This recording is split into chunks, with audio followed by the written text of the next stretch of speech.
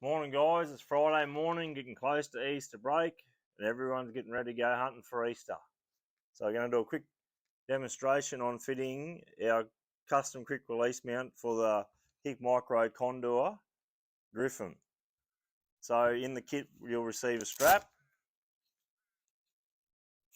hooks on like so, the correct bolt to go into the thermal with the spring washer and the flat washer. So you simply sit your thermal in your cradle, pull it out of the base plate, put the bolt through, do him up. We'll have a spring washer and a flat washer.